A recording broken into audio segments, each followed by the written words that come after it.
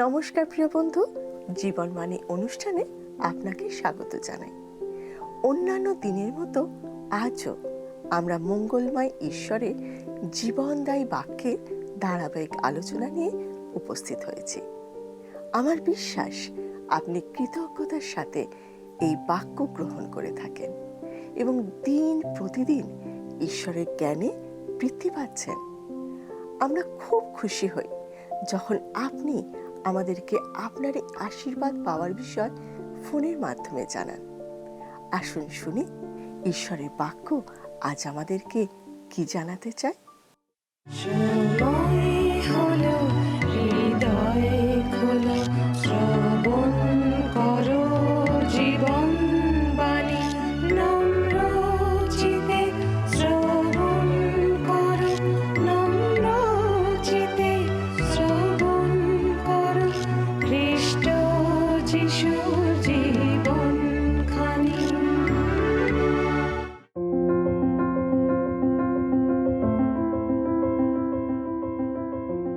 আমরা জিরোমীয় পুস্তকটি ধারাবাহিকভাবে আলোচনা করছি। ইতিমধ্যে আমরা 6 অধ্যায় পর্যন্ত আমাদের আলোচনা শেষ করেছি। আমাদের আজকের আলোচনার মূল ভাব হলো সদাপ্রভুর গৃহের দ্বারে সাবধানবাণী ঘোষণা করা হয়েছিল। 2 অধ্যায় থেকে 6 অধ্যায়ের মধ্যে আমরা দেখেছি জিরোমীয়ের পরিচর্যা কার্যের প্রথম 5 বছরে ঈশ্বরের যে বার্তা জিরোমীয় কর্তৃক ঘোষিত হয়েছিল সেইগুলি।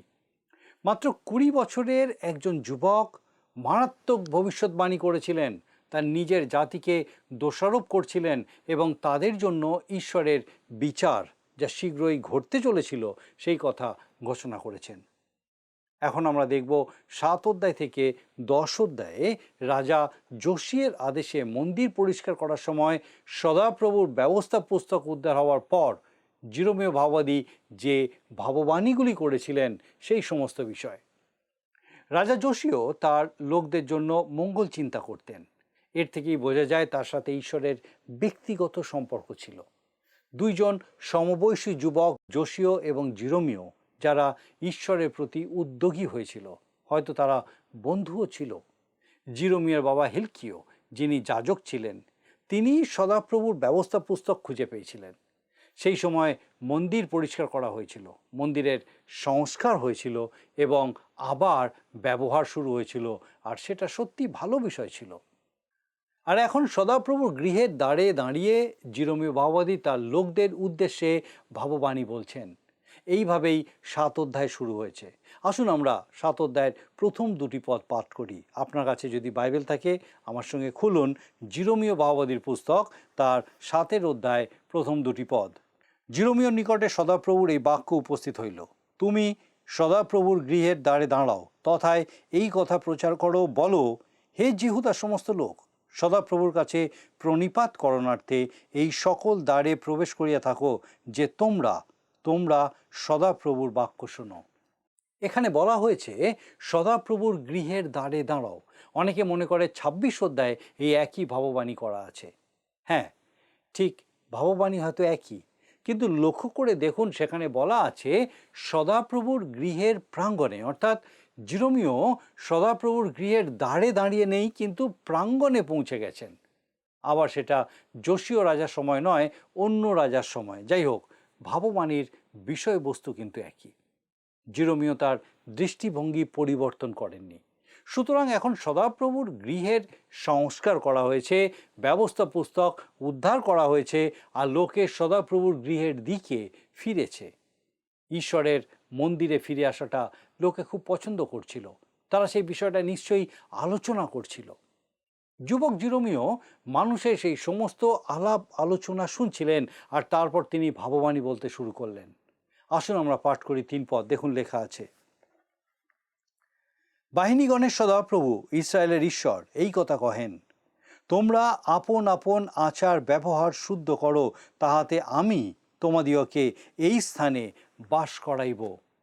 এই পদ থেকে পরিষ্কার বোঝা যায় যে তারা মন্দিরে যাচ্ছিল, মন্দিরে আরাধনা শুরু করেছিল, কিন্তু তাদের জীবনে কোনো প্রকৃত পরিবর্তন দেখা যায়নি।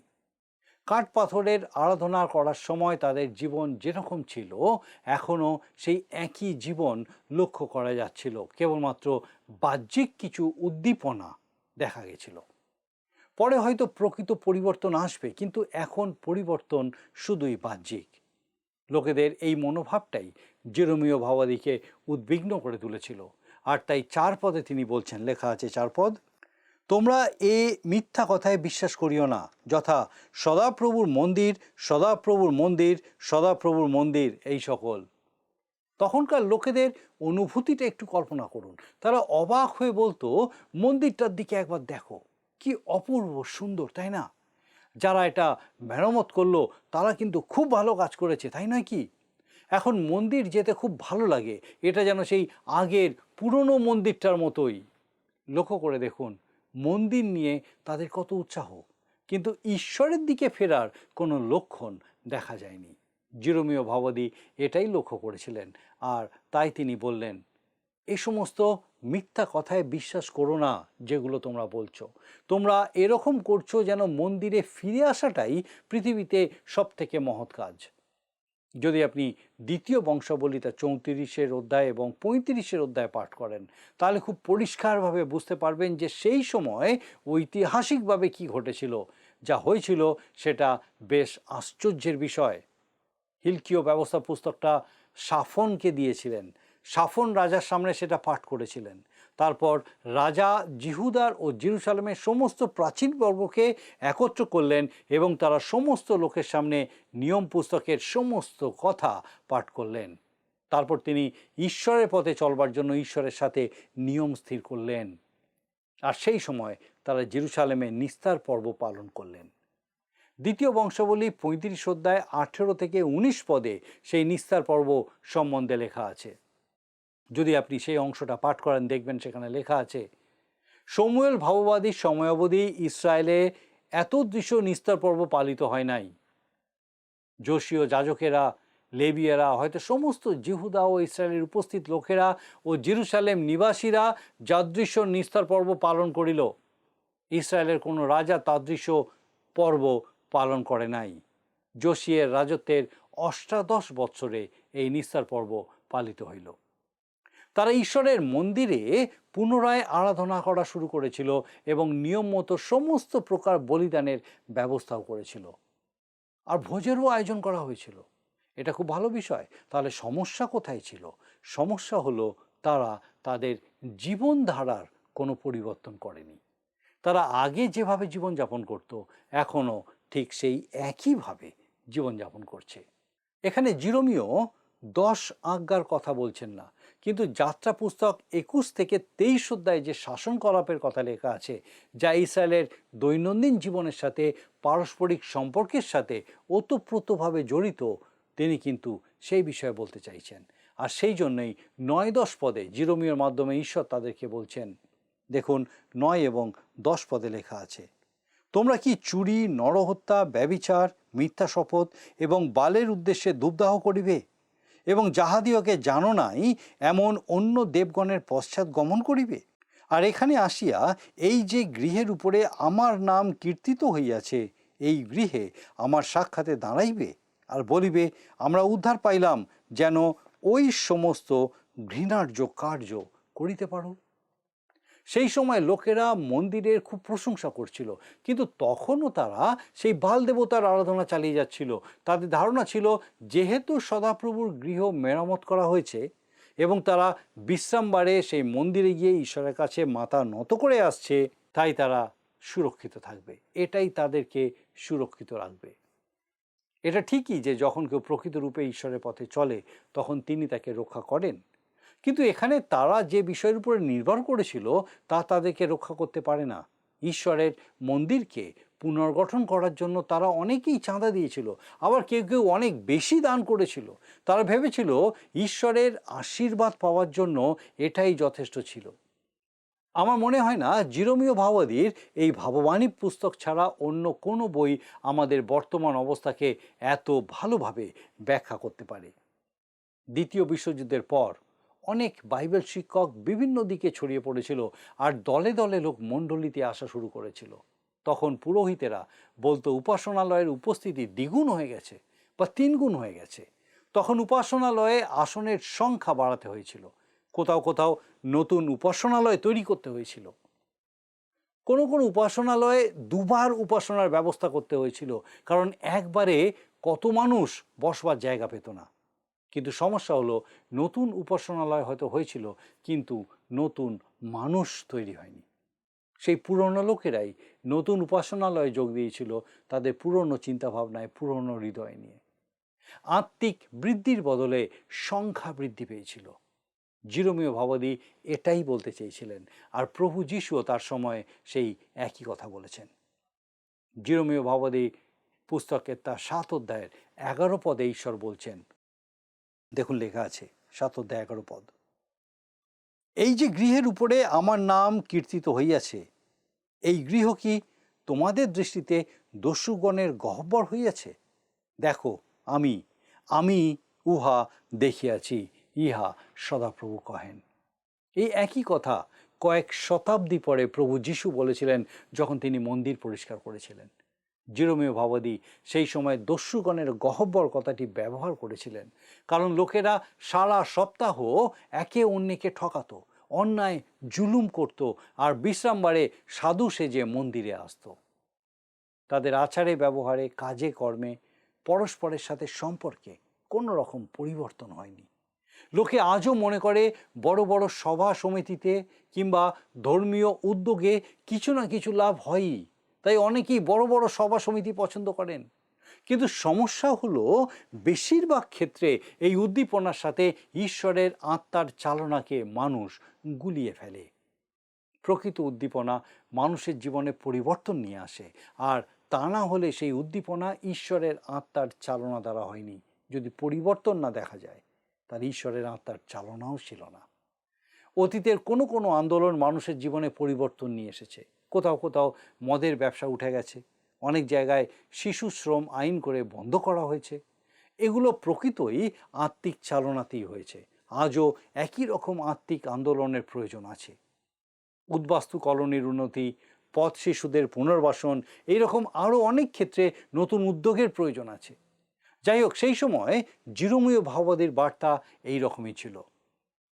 আপনি নিশ্চয়ই বুঝতে পারছেন, এই রকম একজন দুর্বল চিত্ত যুবক যখন মন্দিরের দরজার সামনে দাঁড়িয়ে ঈশ্বরের এই রকম কঠিন বার্তা ঘোষণা করছেন, তখন সে কতটুকু জনপ্রিয় হতে পারে। আমার চোখে ছবিটা এই রকম, একদম একা একটা যুবক দুঃখে কাতর হয়ে লোকদেরকে ঈশ্বরের কথা বলছেন, তবে তিনি বিশ্বস্ততার সাথে ঈশ্বরের বার্তা ঘোষণা করছেন, এবং তাতে মানুষের মধ্যে অল্প অল্প উদ্দীপনা দেখা যাচ্ছে। আসুন আমরা 16 পদটা পাঠ করি, দেখি লেখা আছে 16 পদ, অতএব তুমি এই জাতির নিমিত্ত প্রার্থনা করিও না, তাহাদের জন্য আমার কাছে কাতরোক্তি ও প্রার্থনা উৎসর্গ করিও না, অনুরোধও করিও না, কেননা আমি তোমার কথা শুনিব না। ঈশ্বর জিরোমীয়কে বলছেন, তুমি ওদের জন্য আর প্রার্থনা করো না যতক্ষণ না ওরা আমার প্রতি ফেরে। আশ্চর্য পথ, তাই নয় কি? আশ্চর্য লাগছে নাকি? তিনি বলছেন ওই লোকেদের জন্য প্রার্থনার আর কোনো দরকার নেই, তাতে কোনো লাভ নেই। গোটা জাতিটাই ঈশ্বর বিমুখ হয়ে গেছে। যতক্ষণ না তারা ঈশ্বরের প্রতি ফিরছে, ততক্ষণ তাদের আর কোনো আশা নেই। আমিও মনে করি কখনো কখনো মানুষের মঙ্গল চিন্তা করে প্রার্থনা না করাই ভালো। একজন বিশ্বাসী ভাই বলছিলেন, তিনি তার মণ্ডলীর এক সভ্যকে হাসপাতালে দেখতে গেছিলেন এবং তার জন্য প্রার্থনা করেছিলেন। সেই সময় অন্য একজন রোগী তাকে অনুরোধ করলো তার জন্য প্রার্থনা করতে। সেই ভাই তাকে বললেন, আপনি কি প্রভু যীশু খ্রিস্টে বিশ্বাস করেন? তিনি বললেন না, কিন্তু তিনি ঈশ্বরে বিশ্বাস করেন। তখন সেই ভাই তাকে বললেন, আমি আপনার জন্য প্রার্থনা করব যেন আপনি উদ্ধার পান, কিন্তু আপনার সুস্থতার জন্য প্রার্থনা করতে পারবো না। আমাদের উচিত মানুষের উদ্ধারের জন্য প্রার্থনা করা, এবং তারপর আমরা বাকি সব বিষয়ের জন্য প্রার্থনা করতে পারি। ঈশ্বর জিরোমীয় ভাবাদীকে এই কথাই বলছেন।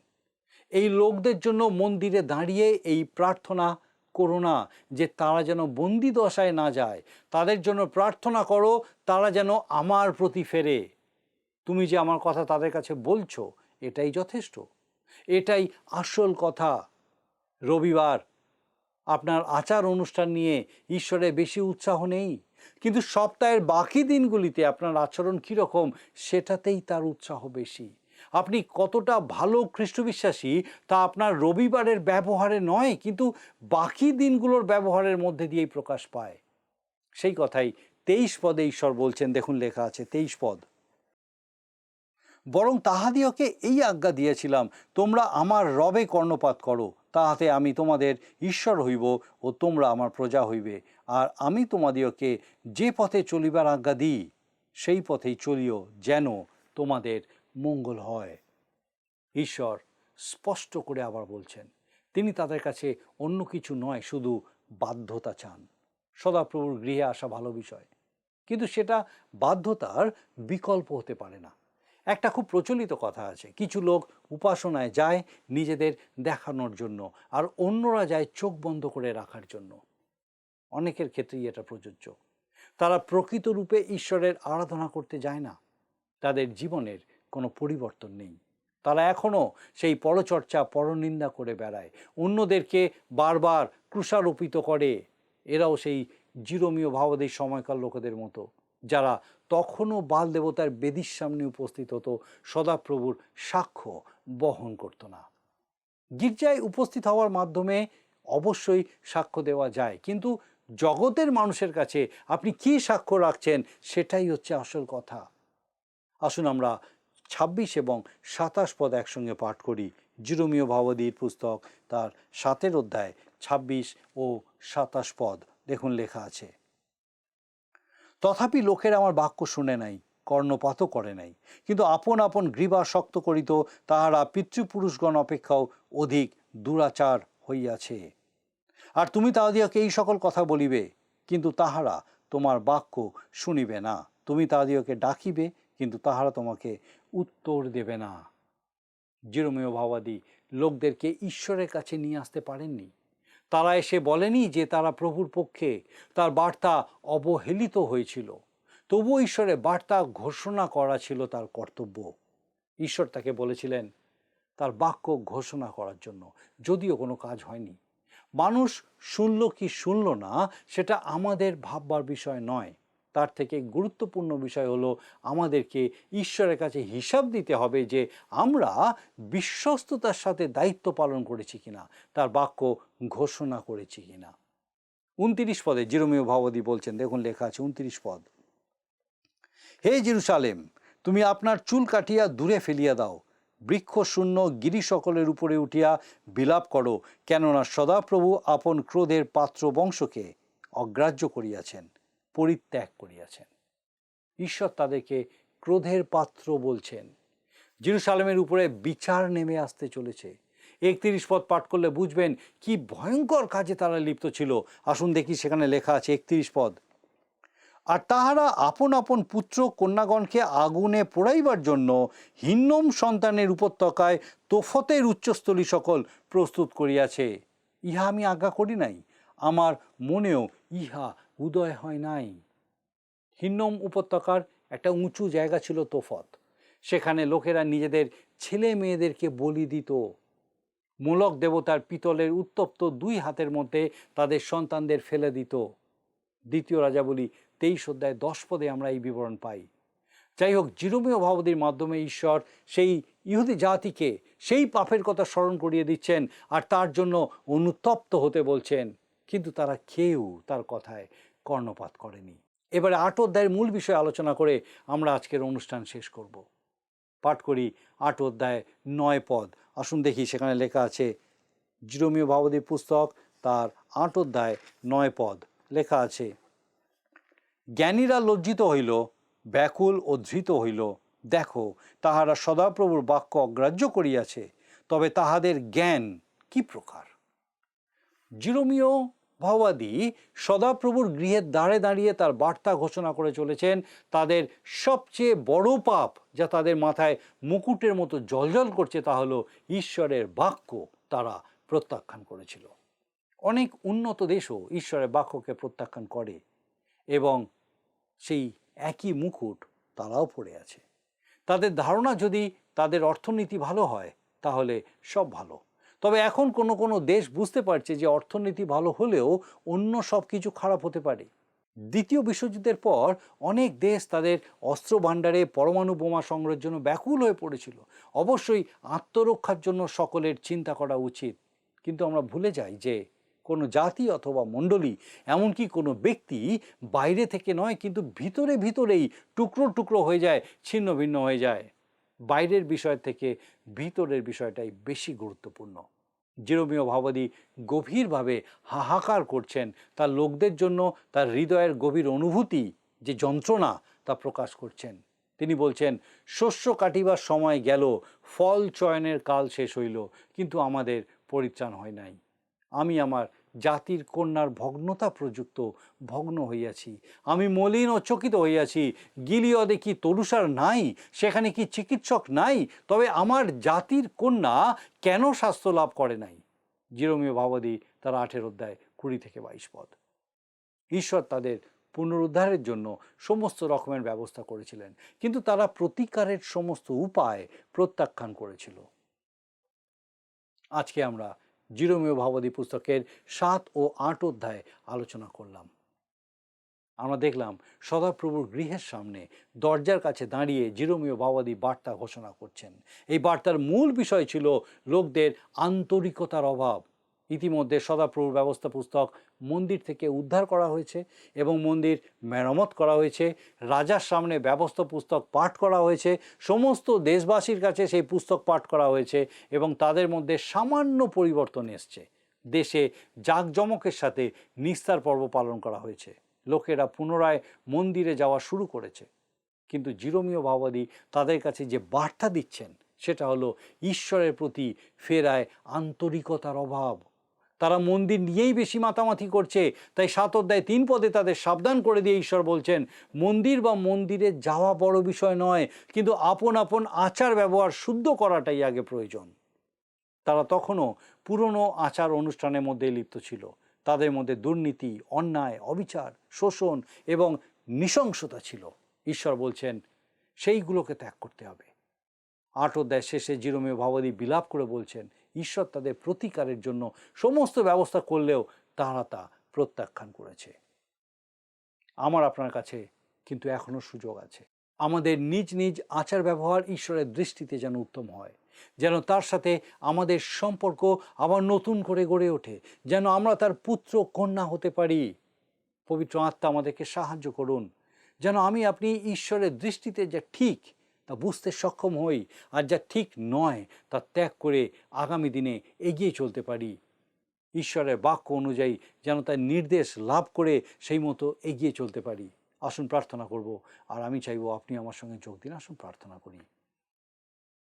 পবিত্র পবিত্র পবিত্র বাহিনীগণের সদাপ্রভু, সর্বশক্তিমান পিতা, ধন্যবাদ, তোমার স্তুতি করি, তুমি মহান। এবং পিতাগো, তোমার পবিত্র পরাক্রমে তুমি আমাদেরকে সুযোগ দিয়েছো যেন তোমার জীবন্ত বাক্যের সান্নিধ্যে আমরা আসতে পারি। ধন্যবাদ দিই আমাদের প্রত্যেক দর্শক বন্ধুর জন্য। আজকে আরেকবার তুমি তোমার জীবন্ত বাক্য দ্বারা সেই প্রত্যেকের সঙ্গে কথা বললে। প্রার্থনা করি প্রভু, তোমার পবিত্র পরাক্রমে সেই প্রত্যেক দর্শক বন্ধু, তাদের পরিবার পরিজন প্রত্যেককে পিতাগো সম্পূর্ণ সুস্থ সবল শরীরে তোমার গৌরব করতে সাহায্য করো। যদি কেউ কোনো রকম পিতাগো সেই অসহায়তার মধ্যে আছেন, এমনভাবে হয়তো কোনো কঠিনতার মধ্যে আছেন, প্রতিকূলতার মধ্যে আছেন, প্রার্থনা করি প্রভু তোমার পবিত্র পরাক্রমে তোমার প্রতি নির্ভরশীলতায় আরও বৃদ্ধি পেতে দাও, যে প্রভু তাদেরকে তুমি ছেড়ে দাওনি, তুমি ধরে রেখেছো। এবং পিতাগো, তোমার এই যে সত্য যেন তাদের জীবনে আরও নতুনভাবে তার উপলব্ধি করতে পারে এবং তাদের জীবন তোমাদের সমর্পণের মধ্যে দিয়ে তোমার গৌরব করতে পারে। তুমি কৃপা করো। আমাদের সেই প্রত্যেক দর্শক বন্ধু, তাদের পরিবার পরিজন প্রত্যেককে তোমার পবিত্র পরাক্রমে তোমাতে সুস্থির রাখো, সুরক্ষিত রাখো, তোমার অনুগ্রহে পূর্ণ রাখো। তোমার যিশু নামে ভিক্ষা দয়া করে শ্রবণ ও গ্রহণ করো। আমেন।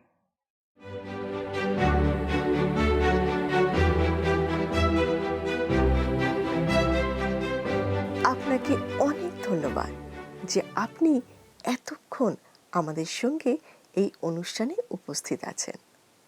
আমার বিশ্বাস ঈশ্বর আপনার সঙ্গে কথা বলেছেন। আপনার যদি কোনো প্রশ্ন থাকে বা কোনো বিষয় যদি আপনি আরও জানতে চান, অবশ্যই আমাদের সঙ্গে যোগাযোগ করুন। আপনি আমাদেরকে আপনার প্রার্থনার বিষয় সকল জানাতে পারেন। আমরা আপনার জন্য অবশ্যই প্রার্থনা করব। আগামী অনুষ্ঠানে আবার দেখা হবে। ঈশ্বর আপনাকে সুস্থ রাখুন ও সুরক্ষিত রাখুন। প্রিয় বন্ধু, আসুন আমরা আজকের প্রশ্ন উত্তরে আসি।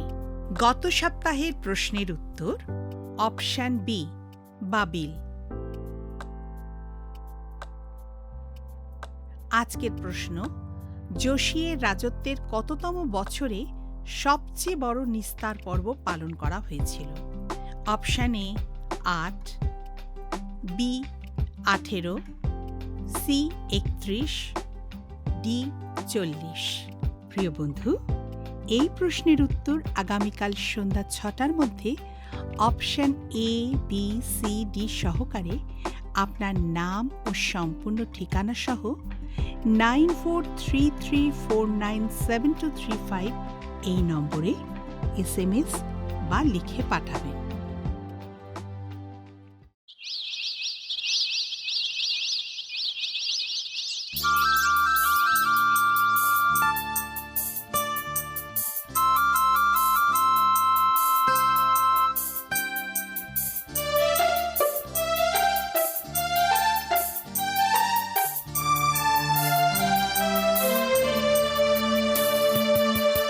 নীল আকাশ, সুন্দর পৃথিবী, সবই তোমারই দান। সূর্যের আলো, চাঁদের জোছনা, সবই তোমারই দান। পিতা, সবই তোমারই দান। নীল নীল আকাশ, সুন্দর পৃথিবী, সবই তোমারই দান। সূর্যের আলো, চাঁদের জোছনা, সবই তোমারই দান। পিতা, সবই তোমারই দান।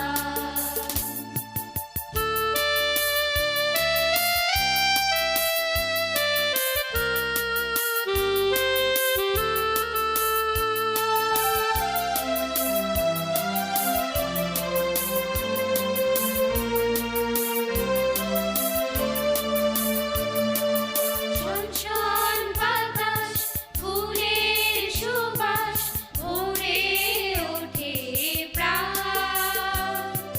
পাখির কাকলি, ভ্রমরের গুনগুন, শোনায় মধুর গান। শনশন বাতাস, ফুলের সুবাস, ভরে ওঠে প্রাণ। পাখির কাকলি, ভ্রমরের গুনগুন, শোনায় মধুর গান। সবই তোমারই দান। পিতা, সবই তোমারই দান।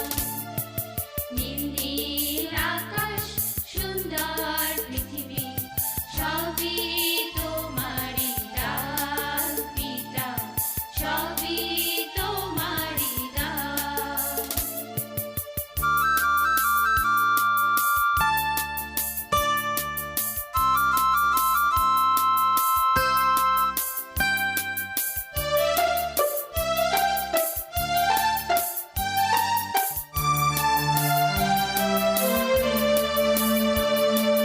পাহাড়, ঝর্ণা, নদী, সাগর, অবাক চোখে দেখি। নানা রঙে সবুজে ভরা এই বনানী পৃথিবী। পাহাড়, ঝর্ণা, নদী, সাগর, অবাক চোখে দেখি। নানা রঙে সবুজে ভরা এই বনানী পৃথিবী। শোনো শোনো, সবাই শোনো, এসবই পিতারই দান। যদি আপনার এই অনুষ্ঠান ভালো লেগে থাকে তাহলে এই নম্বরে একটি মিসড কল করুন। তাহলে আপনি পরের বারের বিজয়ী হতে পারেন।